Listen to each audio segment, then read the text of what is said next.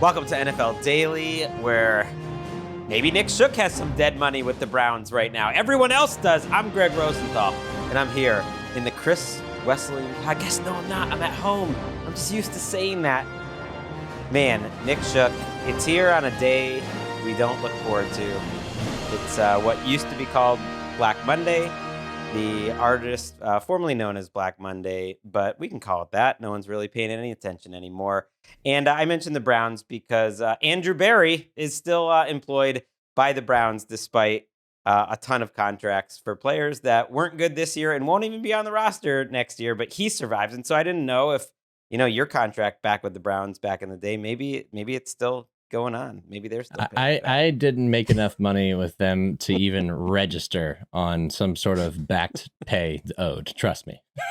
Your cap figure wasn't huge. They weren't like voiding extra years or anything like that. I mean, you want to tack on some void years and give me some, look, the best job is to be a college football head coach and get fired after 2 years into a 5-year deal, because then you get paid millions for the next 3 years. They want to do that for me, by all means. Backdate it. I'm down. Okay. I think you'd make a good coach. You'd be a good leader, man. But for now, I'm a bad teacher, but thank you. You're one of the leaders of NFL Daily, and we're going to go through the news of the day. Essentially, the coaches that have been fired, the GMs that have been fired, the guys who were retained, a few odds and ends, eventually some injury stuff. But let's start with the guys that are gone. Right now, we have 6 head coach openings.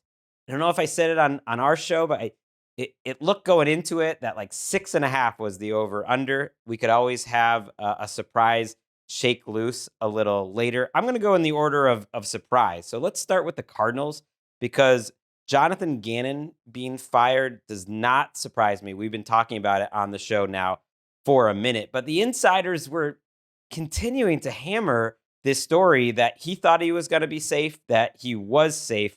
And in the end, he did lose his job after 3 years. Monty Ossenfort, the GM who helped to hire Gannon, who came at the same time, will remain. I watched a little bit of that press conference, and there's a lot that was interesting here, but I just want to get your kind of overall thoughts on Jonathan Gannon losing at the end of a tough season for the 3-14 Cardinals. Yeah, a really tough season for a team that started 2-0.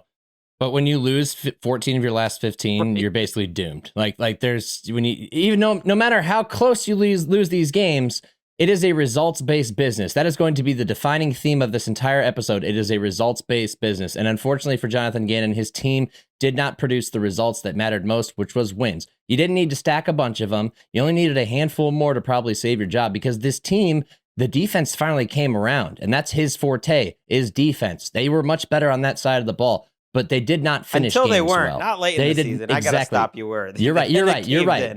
You're right. They did cave in. They also had some injuries, especially in the secondary, that they were dealing with, as most teams do. But they didn't finish games. They lost so many one-score games. There was that whole stretch earlier in the season where they were losing one-score game after one-score game after one-score game. You had the quarterback dysfunction with Kyler to Jacoby Brissett. There seems to be a bit of a lack of direction on that side of the football. It bums me out, because I could have signed up for another year of Jonathan Gannon because of the defensive strides they made, at least earlier in the season. But I also can totally justify the fact that they fired him when you lose 14 of your last 15 games. It's why I just never bought the insiders on this one, because you start losing games by as much as they were. He finished 15-36 overall. I think for that amount of games, he was in the bottom 5 percentile of all coaches hired. Like that, it's not going to happen. Kyler Murray was an interesting part of the press conference. The Jonathan Gannon Cardinals went 13-17 with Kyler Murray over the last 3 years, and 2-19 without Kyler Murray. Despite that, it really seems like Kyler Murray is done with this organization. Monty Ossenfort was asked about their quarterbacks in the press conference. As it pertains to Kyler, Kyler's under contract, Jacoby's under contract, Keaton Slovis is under contract. We just came off the last game of the year, and less than 24 hours ago, we just left the field. And so, there'll be a time and place for those discussions. I think when you come off a season like we have, I'd say all options are on the table. So I really thought it was fascinating. We was like, we didn't ask you about Keaton Slovis. Keaton Slovis, yeah. He bounced around in college a couple different places. I thought that was funny that he was even mentioned there. Just throw all the quarterbacks in there. I'm not familiar. We didn't ask you about Jacoby, by the way, either. We asked you about Kyler, and then he put them all on equal playing ground. Keaton Slovis, and the guy who you went to Oklahoma in a big show to show how much you supported him as the new management, like when you came in. So they tried to follow up with him a little later too. And one thing I noted was how he said, Kyler, we had some issues there, finishing games, and Jacoby played well for us. And I was like, okay, it's as clear as can be that he's pointing out that he thought Jacoby played pretty well. So it wouldn't surprise me actually if Jacoby Brissett is back plus another quarterback, but there is every reason to believe that Kyler Murray will be on the trade block and a really interesting option. I think I'm not buying a ton of Kyler Murray stock, but I'll take some of it if people are selling at a low price that maybe he could have an interesting second part of his career, but it's not going to be with the Cardinals. Yeah, I think it matters about fit, and we'll obviously tackle that as they explore their options in the trade market and everything else, or if they want to cut bait entirely. I believe that contract is actually, they could pretty much manage the cap hit if they were able to cut him. I know Tua is a different story when it comes to cutting guys. So yeah, it's we knew this was coming. I mean, Kyler basically got soft benched earlier this year, and it seemed as if Gannon was coaching for his job, but they also understood that the offense performed better with Jacoby Brissett, which is damning evidence for Kyler Murray. Because, look, Jacoby Brissett, for as much as he's a reliable backup, has a very visible ceiling. Your offense should not perform better with your backup than your starting quarterback unless your starting quarterback does not fit what you're going to do. Now, we're entering an offseason in which Monty Ossenford has to hire a head coach and figure out what they want to do, and that's going to, marry with the head coach and their vision as well. So you kind of can't put the cart before the horse, but there's a lot of questions for them to answer. So Kyler Murray has only 1 year left of guaranteed money. It's quite a bit, but it's not crazy. It's $36.8 million. It's like for 1 year of Kyler Murray and not a long-term commitment. There is another year on his contract after that. That seems fine. And you're right. They could cut him and basically face no cap hit. They could also trade him even for a minimal price, and they would save $35 million against the cap. So they'll be motivated to find a price for him. He will absolutely have a market. I think there is no question. It's just whether he wants to, really control the process and negotiate where he's going to go, almost force his release, or if there's a team out there willing to trade something for him that he would be down to go to. So we'll have to see. And watching this press conference was a reminder, and this is going to be a theme on this show. We're going to talk about your Browns next. It's always better to be the guy sitting next to the owner in the owner booth.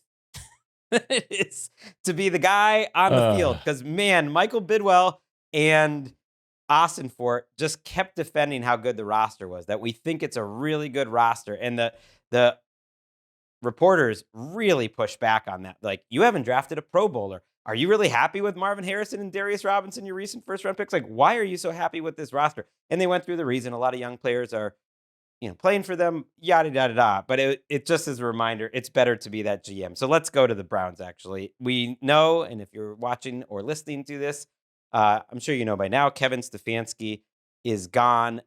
Andrew Berry, the GM, is staying, which to me was the most notable part of this, because I really believe the correct move would have been to start from scratch.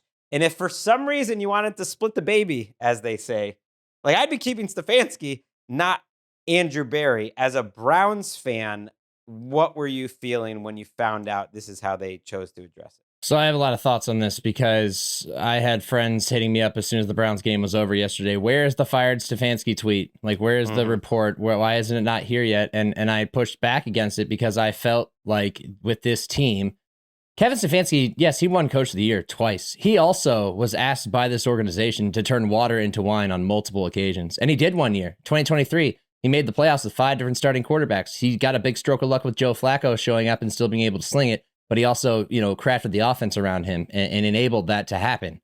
In the last 2 years, he has not been afforded those same opportunities. All of this goes back to the Deshaun Watson trade. I could say this till I'm blue in the face, but they handed a guy who is an offensive-minded coach a broken offense, a lack of personnel that only got worse over the last 2 seasons, and expected him to extract blood from a stone here? Like, what are we doing? You're not going to win games with the offensive roster as it was constructed. The offensive line was getting old. You didn't have anything at quarterback. Nick Chubb aged out. You drafted 2 running backs. You didn't have any talent at receiver. The Jerry Jeudy contract was an abomination.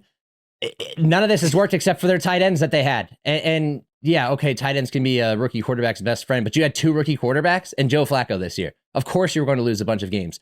You're setting him up for failure. So to make him the scapegoat, I thought was unfair. I also think about the immediate reaction that was going to follow Kevin Stefanski getting fired, which is exactly what happened today, which is he's now a top candidate to get hired somewhere else. Could be a front runner for the Giants and for the Titans. Gee, if you're the Browns, a team that wants to make a change because you haven't won many games over the last 2 years, you'd think that you would maybe keep the coach that 2 teams are instantly going to be listing atop their wish list. There's so much to this. And I feel like if you're going to hold anybody accountable, you do it with the GM who gave you this, badly constructed roster, who maybe had his own hands tied when the Browns traded for Deshaun Watson and robbed this front office of 3 first-round picks. How do you keep a team competitive when you don't have 3 first-round picks? But Barry is more responsible than Kevin Stefanski. Yeah, and everyone likes to point that out. Oh, the Deshaun Watson trade isn't their fault. The ownership made them do it, and this kind of recognizes that. Well, first of all, Andrew Barry and Kevin Stefanski, but especially Andrew Barry, when they brought Watson in, they're all up there on the podium telling all the reasons why. And I'm sure they were part of the conversation when ownership wanted to do it. It's not like they weren't consulted. It's not like if they didn't think it was a good fit, not for what he did off the field and the culture and the fact that he was facing a league suspension, but even just a schematic fit coming off of an injury, they could have stood up and do that. So I don't buy that at all. But let's put Watson over to the side. There's a pretty strong case that Andrew Barry is one of the worst general managers in the league if you just ignore Deshaun Watson entirely. In a year where they needed a bunch of players, I know they got a great draft haul, and that's what saved them. They even cited that in the press release. And the kicker. Don't forget the kicker. Can't forget about the kicker's improvement. That was a big feather in Andrew Barry's cap. He had a great draft at non-premium positions, but a great draft. I'm not going to argue with that. But he's had 5 drafts, right? And here's what else he did that has nothing to do with Deshaun Watson. Here are some players that they are paying next year that are literally not on the roster next year. David Njoku, kind of a relative bust in terms of self-scouting. Keep just paying him. New contract. Maybe not a bust, but I don't think he's lived up to the money. $24 million cap hit next year. He's not on the roster. Wyatt Teller, $10 million cap hit next year. Not on the roster. Ethan Pochik, $5 million cap hit next year. Not on the roster. Joel Bitonio, $9 million roster next year. Cap hit next year. Not on the roster. Probably retiring. A great one. An all-time Brown. Good for him. Jerry Jeudy's contract, you mentioned, a disaster. One of the worst wide receivers in the league this year in terms of his consistency and his drop. Jack Conklin's contract, it's not really looking They just extended him too. Guy can't stay healthy. Like the oldest, most expensive offensive line, and this was all self-scouting. Those guys were in the building, and the problem I have with Barry more than anything is they held on to try to win these last 2 years because they were kind of win now years or else we're going to get fired. They had the most expensive roster in the entire NFL the last 2 years. I know Watson's part of that. There's other expensive quarterbacks in the league. He's not the only one. They have the most expensive roster and they won 8 games. Like, what are we even talking about here? I think I'm extra annoyed because he's Mr. Analytics. But in terms of like his decision making, the process hasn't been good and the actual decisions haven't been good. So it's just crazy to me that he's going to help and he's going to have the thing where whoever comes in next year, unless they win right away, everyone's going to want Andrew Barry fired. So then it's like you're back in the same cycle. Yep, absolutely. And what you have is a bit of confirmation that's happening here, confirmation bias on the part of the front office because they have to confirm that they made the right decisions by, extending guys and that sort of thing, keeping their own, we're homegrown talent, that sort of thing. But really what you have here is new age Mickey Loomis. Nobody loved void years in the NFL more than Mickey Loomis when he had Drew Brees. And now nobody loves void years more than Andrew Barry. He's been doing it with Watson's contract restructuring every year. He's been doing it with a number of other guys to get everything under the cap and try to stay competitive.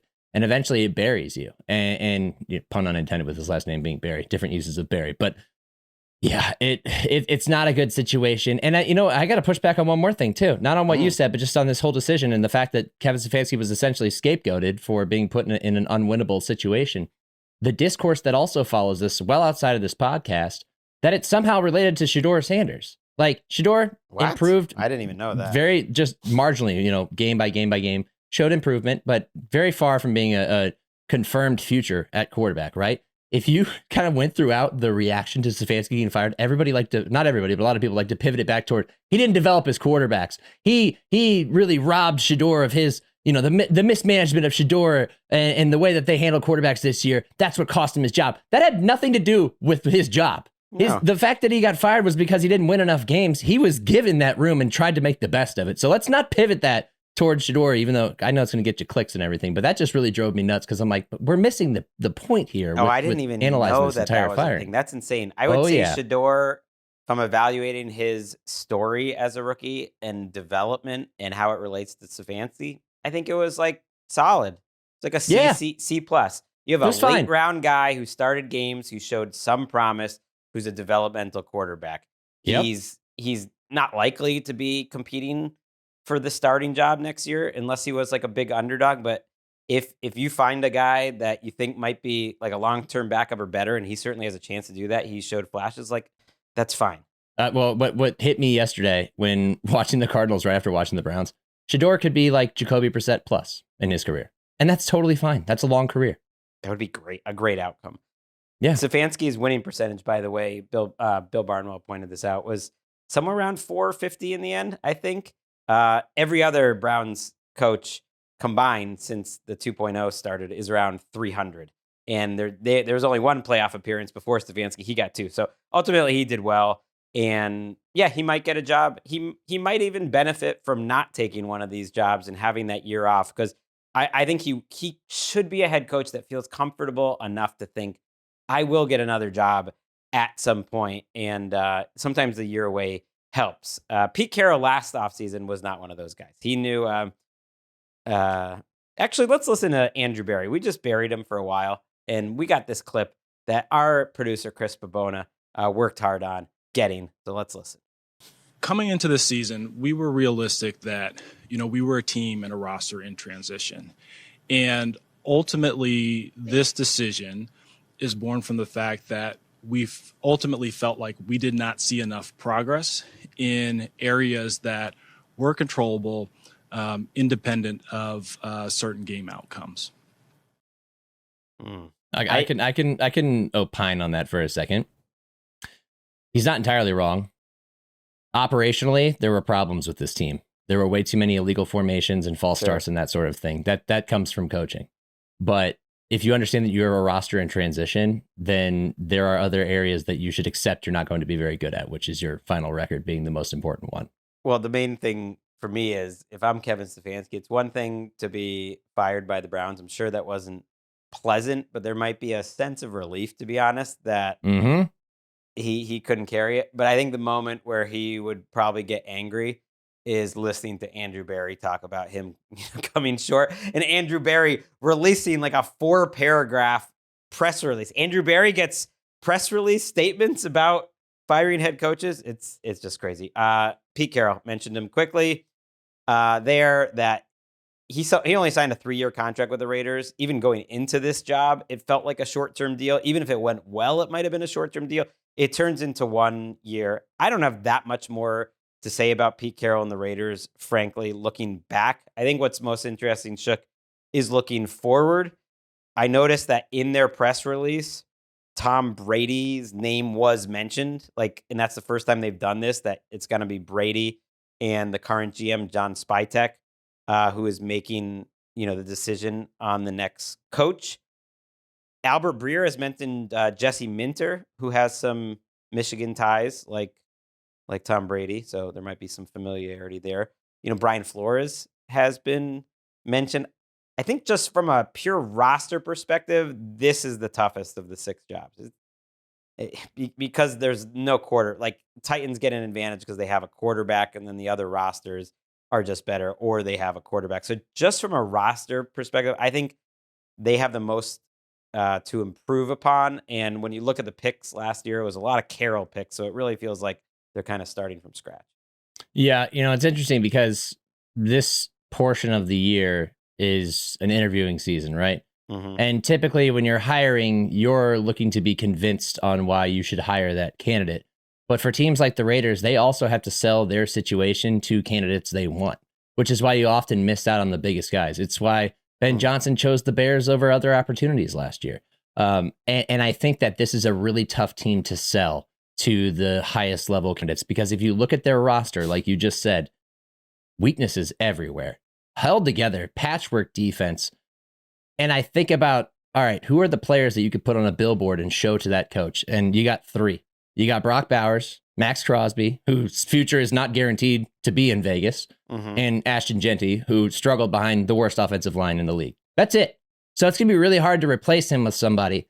I like the idea of leaning toward a Minter guy, not necessarily because of Tom Brady's involvement, but because I feel like he's just built like a future head coach. And if there were ever an opportunity for him to get his first shot, I think, this is one of them. This seems kind of ideal, but God, there's so much work they have to do to this roster to really make themselves competitive again. I can't believe, and this is on me, that I was seduced by the Geno Smith trade as much as I was in the offseason. I was so excited to watch them. I can definitely believe that I was seduced by it. And they only got Geno because Tom Brady couldn't close the deal. Tom Brady's essentially a businessman there, right?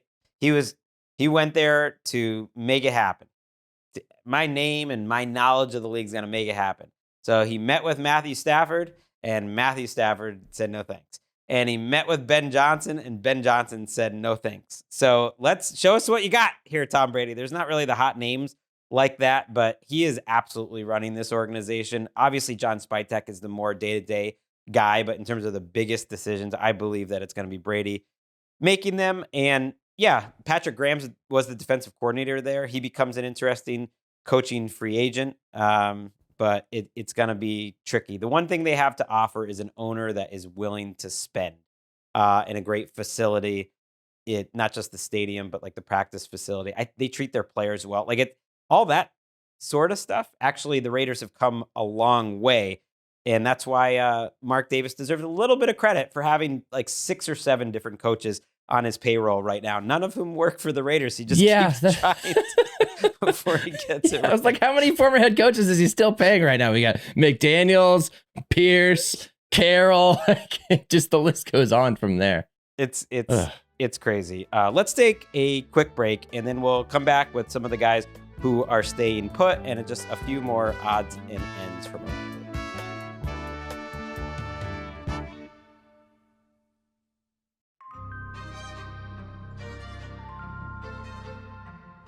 Back on NFL Daily, where I'm going to make Nick Shook play the uncomfortable role, or at least watch me play this role, of a guy who seems annoyed that other grown men professionals kept their jobs in this cycle. That is an interesting stance to take, but let's do it. I mean, I'm voicing some of my frustration with how some of these organizations are run and maybe representing how some of the local fan base feels in different cities. Starting in Cincinnati, got the text from Nick Wesseling. He was not surprised that the Bengals announced they are keeping Zach Taylor, the head coach, and Duke Tobin, who runs the front office.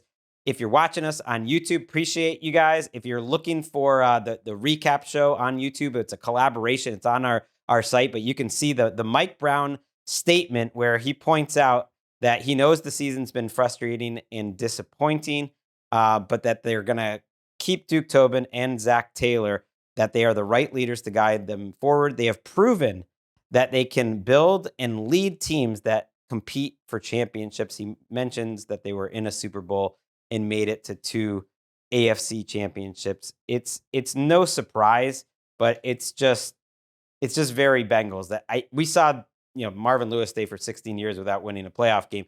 It's going to take a lot, I think, for these guys to leave. I just go back to the fact that in the last 3 seasons, when Joe Burrow starts, Zach Taylor's Bengals are barely over 500 over a 3-year span. If you had told me after that second AFC championship game in a row that they weren't going to be in the playoffs for next 3 years, I know Burrow's injuries are part of it, but not really. They haven't had a playoff worthy record when Burrow starts. To me, it's just not good enough, and they're kind of accepting the middle.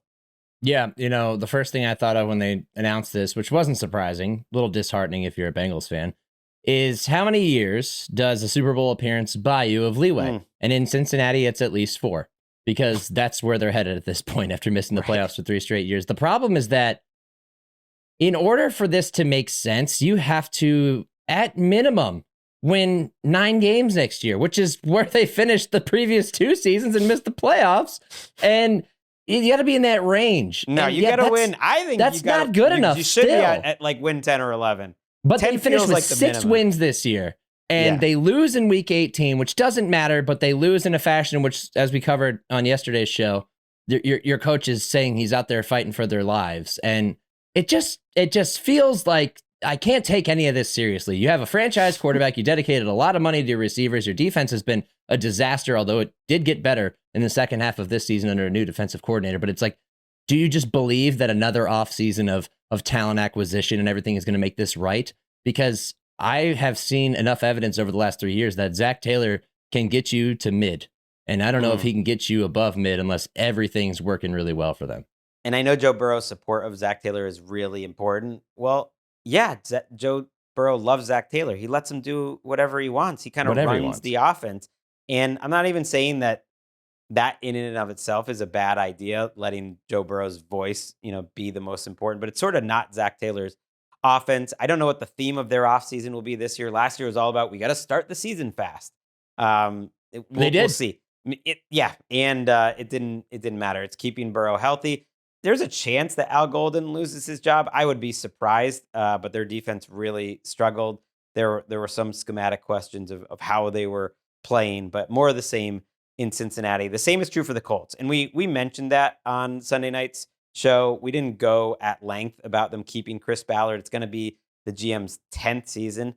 Talk about a guy who I think has done a mid job, to use your word. Like, he hasn't been a bad GM. He's somewhere just in the middle. He's had moments that were positive. He's had plenty of moments that were negative. He's just kind of in the middle. You can see some pluses and minuses, but they have had no playoff success whatsoever under Chris Ballard. So that's a long time for a decade.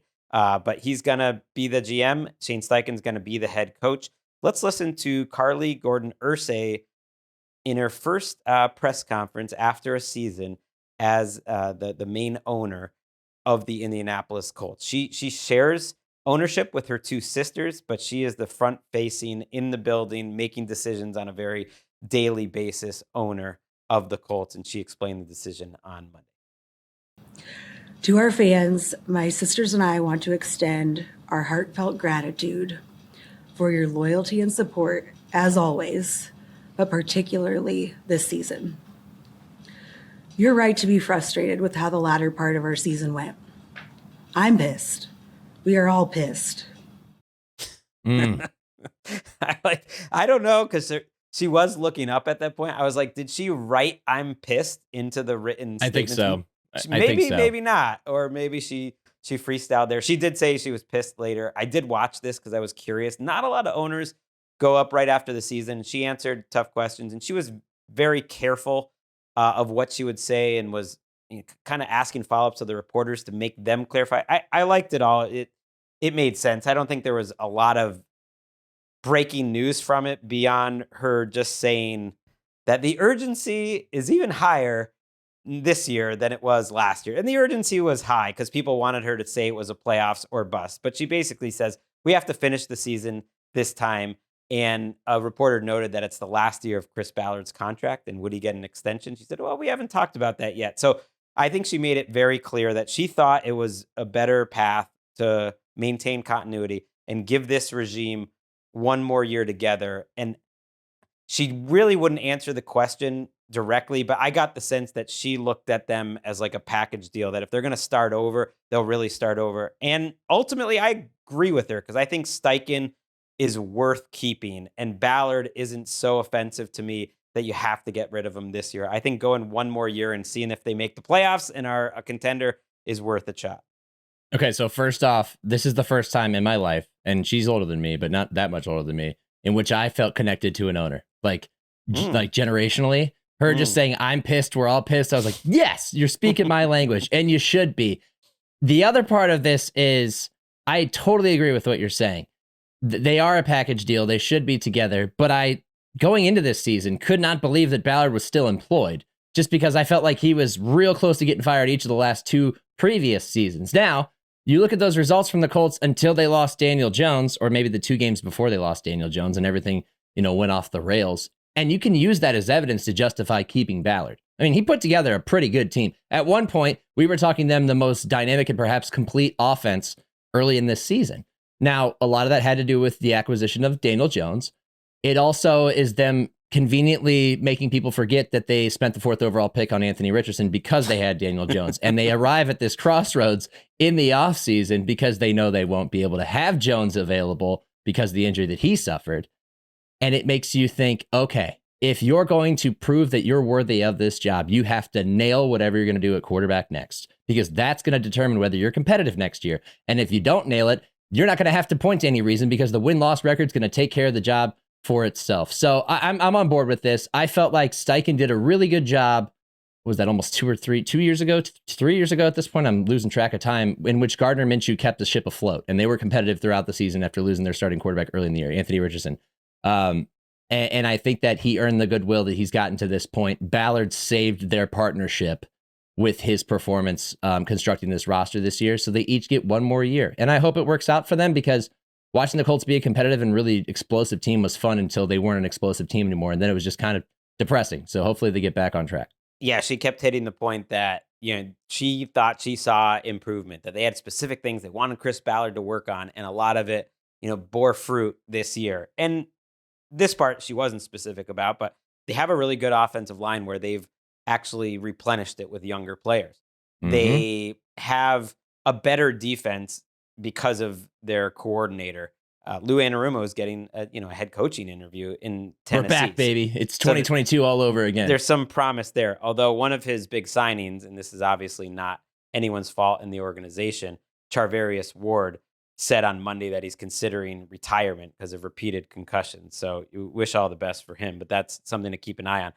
Sauce Gardner trade, she was asked about, and obviously she okayed that. And she said, positive things about what Sauce Gardner could be moving forward. Look, they don't have their 1st round pick the next 2 years. So that might be another reason to keep Ballard anyways and see through his vision. And basically, it really sounds like both sides want to bring Daniel Jones back, and I don't really know about what Anthony Richardson's future is. I bet he doesn't have one. Speaking of quarterbacks and futures and whether they'll be with their head coach, let's talk Lamar Jackson, because we did the show immediately after the Tyler Loop missed kick, in which Jordan reminded me that we greeted with total silence for like 15 straight seconds because we're in the room with Patrick, and it's just like, oh no, that is empathy. And then it's like showtime.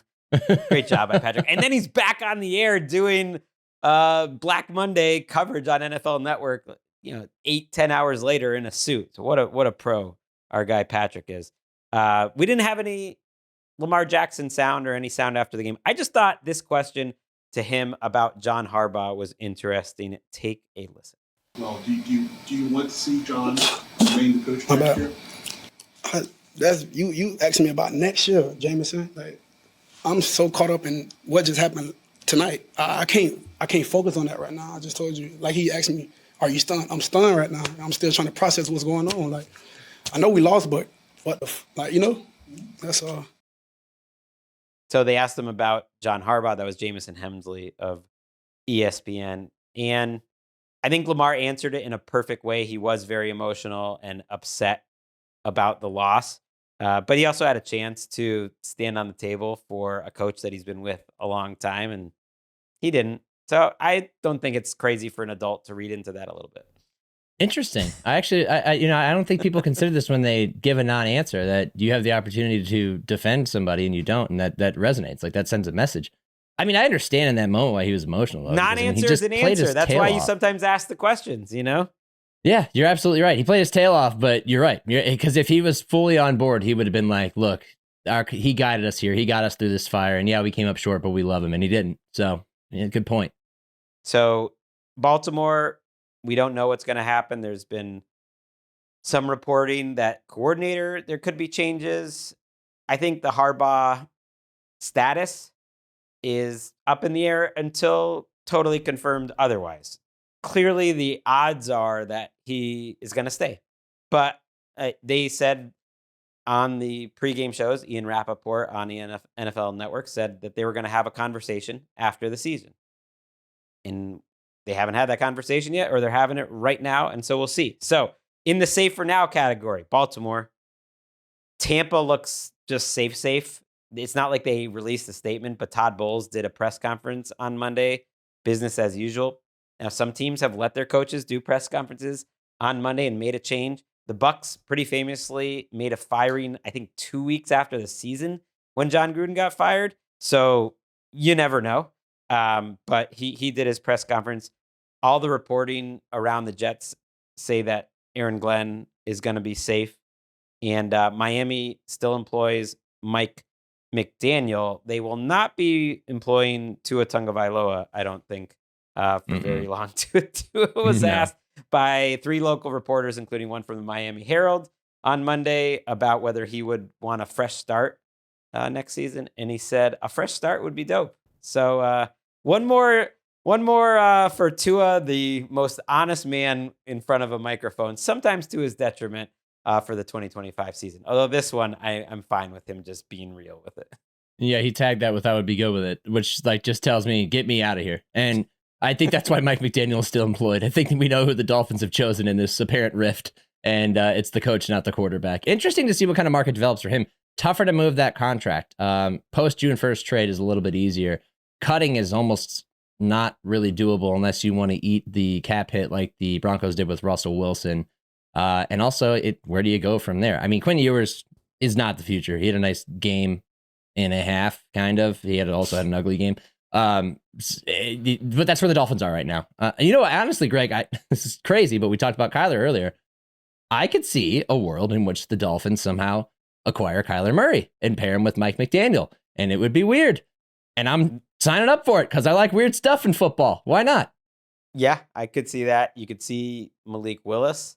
There's a few quarterbacks that'll shake loose. I think Aaron Rodgers is going to get a job next year. I think he's going to want to play. That's not really the fit that I would look for. So we'll see. There's a sneaky amount of like 1B quarterback options available this offseason. We'll see if Cliff Kingsbury is available. Diana Rossini of The Athletic indicated maybe like a rift between Kingsbury and the front office of how they were doing things. It just was interesting to hear Jaden Daniels on Monday really go to bat for Cliff Kingsbury, how much Cliff Kingsbury means to him, and some other players did as well. So it's gotten to the point where they're responding in public. That's just one situation to watch. Before we wrap up here, Shook, it's time for delivering results presented by Uber Eats. When football makes you hungry, order Uber Eats. So Cam Ward, he's our guy for who delivered. Not the fact that he's coming off of an injury, but that he delivered some good news on Monday, Nick. His shoulder will not require surgery. And ultimately, I think he delivered a really good rookie season, all things considered, around him. I don't feel any lower on him after his rookie season than I did before. I think he's going to be fun, and I just want to see what coach he has next to help him in his development. Yeah, not necessarily parallel comparisons here between Caleb Williams and Cam Ward, but I could see a similar jump with the right coach in year 2. I think it's a pretty good comparison. I mean, there are big differences. There are differences, but I think there are differences. In terms of the area that they occupied as rookies, it makes some sense to me. Yeah. There's questions to answer there. They obviously don't have as much talent at receiver as the Bears did in Caleb's first and now second year.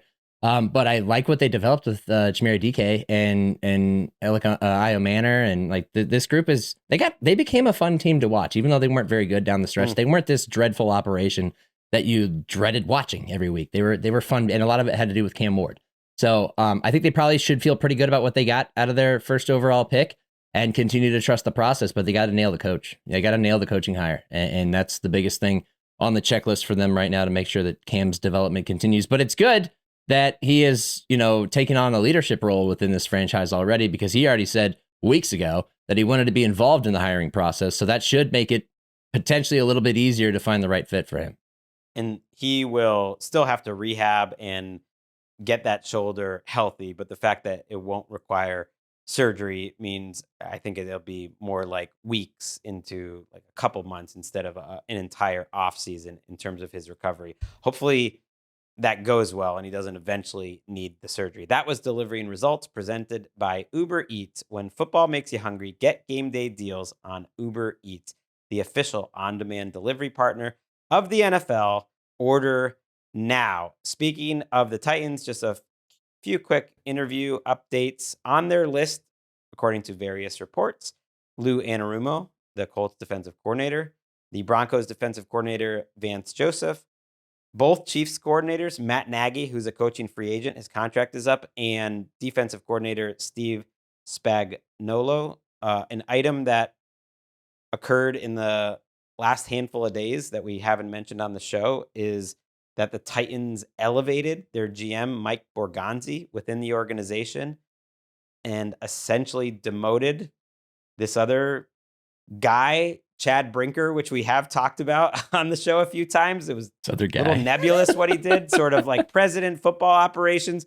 But it's just funny because literally the Titans have changed their power structure every offseason, sometimes twice a year for about 5 years straight. So a new guy's in charge. And as it pertains to this head coaching search, the new guy's from Kansas City. I mean, he's been there in the building for a year, but he comes from the Chiefs. So if they hire Matt Nagy or Steve Spagnuolo, which I would more support, it's hard to get too excited about Matt Nagy.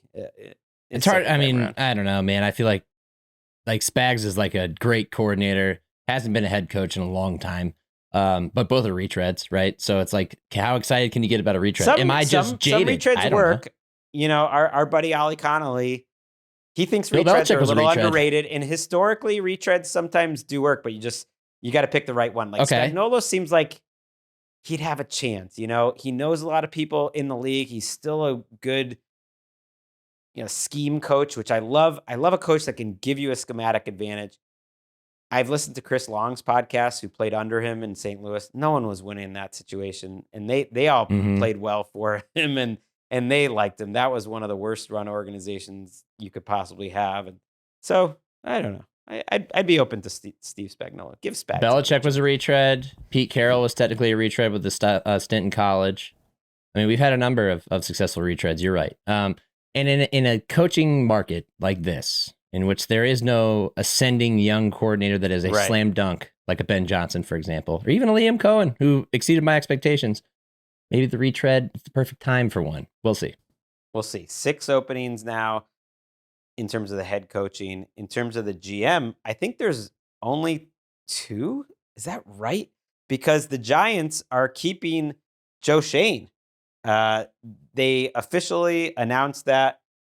I don't know if they've released a statement on it before, but it's kind of funny that at the end of every season they have to make a statement that Joe Schoen still has his job. Like, that's not a great sign. You know what I mean? It's like, it's all right. Just use the one from last year. Just say that's really important. It's got to be in your email history somewhere. Just pull it back out and change the dates. Yeah, I mean, look, with this, there's 2 schools of thought here, which is he's probably overstayed his welcome, and if you want to make a change for a change's sake, then it includes him. But also, like, you want to find wins, and you believe in Jackson Dart and this past draft and the defense that I think he's constructed fairly well, and an offense that showed some potential. Then you keep him. I don't know. It feels like we're gonna do this again next year. It does. But it is the offseason of keep the GM, fire the coach. That's definitely been determined. It sets up a very similar scenario, and this is true of the Browns too, to what just happened with Atlanta with Terry Fontenot. I think Raheem Morris paid for the sins of Terry Fontenot. Yep. Because I think Raheem Morris would have been given at least one more year. Get to year 3. The first 2 years weren't that bad.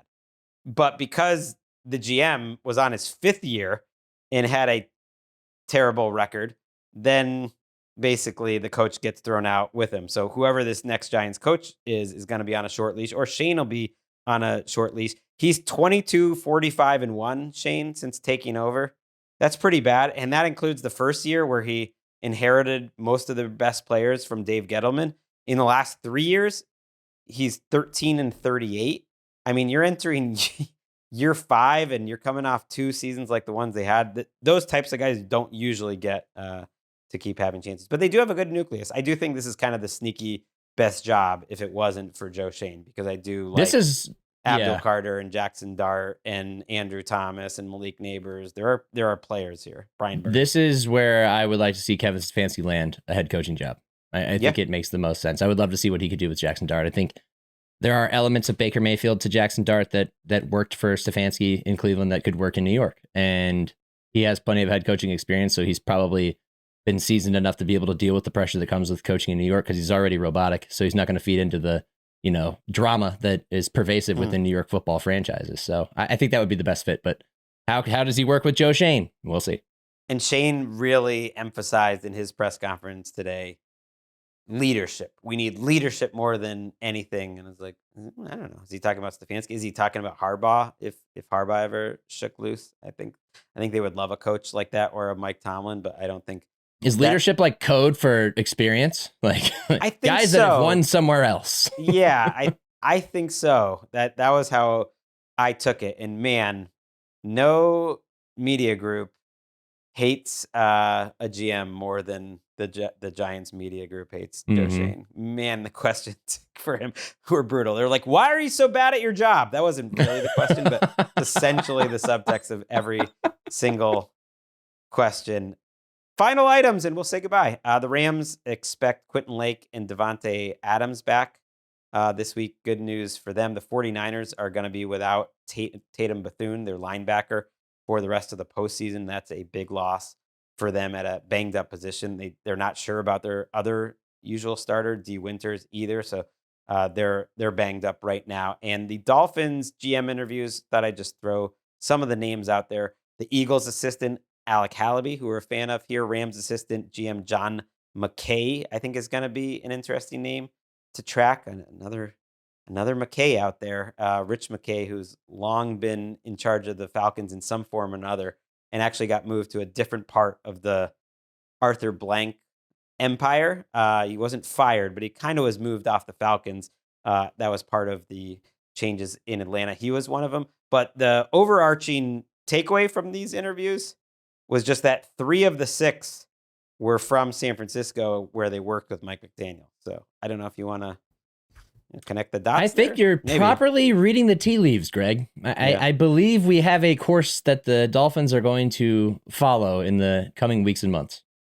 Not a crazy one. I don't mind seeing Mike McDaniel get another shot. He does what I say I like the best, which is provide a schematic advantage, except for when they're in 3rd or 4th and short.